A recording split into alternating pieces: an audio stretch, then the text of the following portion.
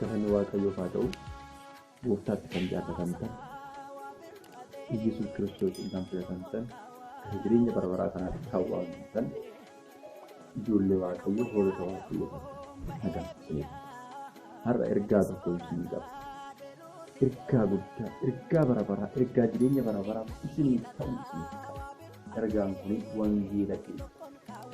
Wangeela isa guddaa isa jireenya bara baraa of keessaa qabu lallabnaa kanaaf iddoo tokko dhufnee ergaa kanarraatiin waa'ee jireenya keenyaaf kan ta'u galaa jireenya keenya kan ta'u iddoo tokko ilaallaa jechuudha. Galanni Waaqayyoof haa ta'u nama dubbisan.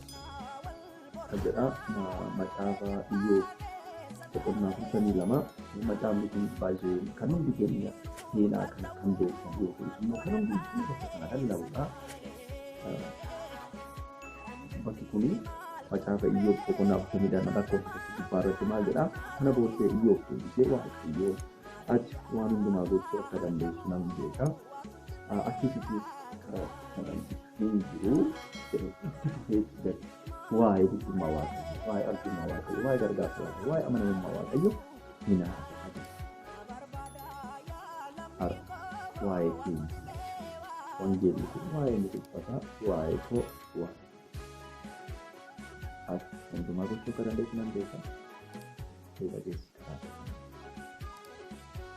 karaa iddoo guddina gubbaa irratti Iyyoobii nama akkamiiti nama baay'ee rakkateedha. Iyyoobii addunyaa keenya keessa kan jiru nama hundumaa keessa Iyyoob nama rakkina keessa ture. Iyyoob nama rakkina guddaa of biraa dabarsee nama obsaan kan beekamu immoo amma ammaatti obsaan kan beekamu Iyyoob nama Waaqayyoo.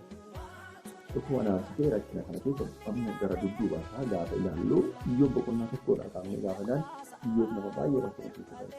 Iyyoob nama baay'ee rakkate. Iyyoob nama baay'ee rakkate. Iyyoob nama baay'ee qorame. Iyyoob nama baay'ee itti gadhiifamedha jechuudha. Seenaa Iyyoob eenyuutu hin beeka? Seenaa Iyyoob nama rakkina keessa nama obsa guddaa ammaatti namni Iyyoob obse kan hin argamnedha jechuudha. Seenaa Iyyoob keessatti gaafata. Kanaaf iddoon kun maal jedha? Guddummaa Waaqayyoo, arjummaa Waaqayyoo argisiisa. Waan hundumaa kan godhesidha. Kana amannaa jedhee hin gannu.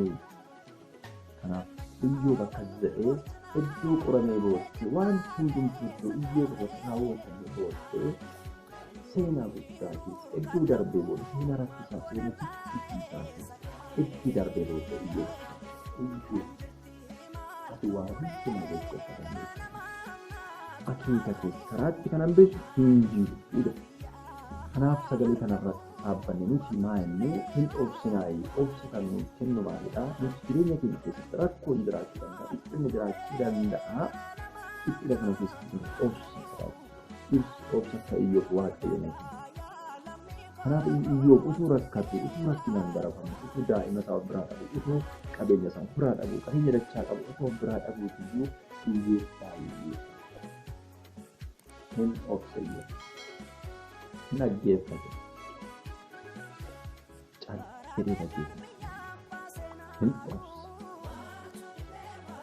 Rakkoo kana keessa kan nama dabarsuu hin himne Waaqayyo. Kanaaf kanarra dhaabateetu Iyyoob ati waan hundumaa gochuu akka dandeessu kan nam beekee karaas kan hambisu ta'e waan hundumtuu jiraatu rakkinni jiraatu dhiphina kana keessa kan nama dabarsu garuu ilma Iyyoob ilma Waaqayyo Yesuus Kiristoos jiraata. Isa nuuf jedhee garaan isa nuuf jedhee rakkina keenya.